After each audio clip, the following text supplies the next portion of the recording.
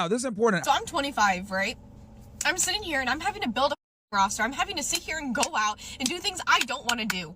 I don't want a roster. I don't want to go out and date. I don't like this hookup culture. I don't like... Now, this is important. I tell you guys all the time, right? That deep down, women don't really want to be promiscuous, but it just ends up happening that way because either they have bad people around them, they have friends that are sluts, society doesn't tell them enough about not being promiscuous, the guy has good game, but whatever it may be. There's a whole bunch of reasons. But naturally, if women could, they would actually prefer to not be promiscuous.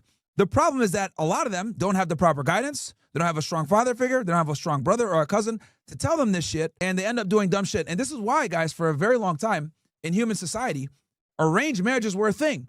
The reason why arranged marriages were a thing is because when you leave women to their own devices, they make really bad mating choices. And when women make mating choices, when they're at their peak, those mating choices, a lot of the time, end up fulfilling like more of the physical and emotional stimuli like bad boy. They don't really wake up and say, okay, I need a guy that's a provider, that's nice, going to treat me well. They don't wake up to that until later on. And this is what arranged marriages were precisely designed for. They're designed to keep the woman from her life.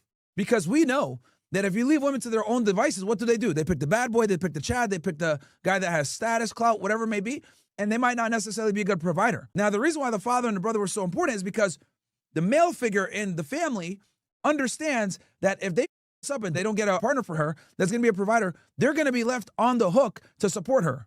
Okay? So, for example, I'm a dad, I have a daughter. When I'm looking for a man for my daughter, I'm going to be looking for a guy that's going to treat her well and support her. Okay? So I'm going to look for guys that are more stable, guys that might be nerds and clowns, but it doesn't matter because they're good people, etc. Like, I'm not looking for a bad boy as a dad. That's not what I'm trying to do. I'm trying to find a guy who's going to be square, vanilla, and reliable. But women, when they're young, are not looking for that. Like, I'm basically trying to find her a nice, dependable Honda that's going to last her for a long time.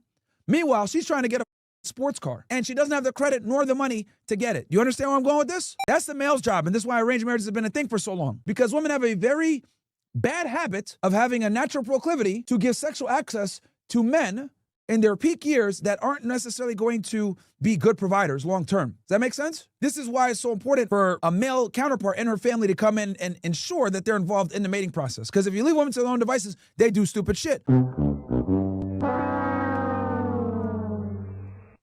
But regardless, the bottom line is mate selection, when it comes to women and their own devices, typically leads to an L. That's what it comes down to. If you enjoy my videos, don't forget to like and subscribe. And if you want to create clips like these fast, try Opus Clips. It's smart, simple, and built for creators.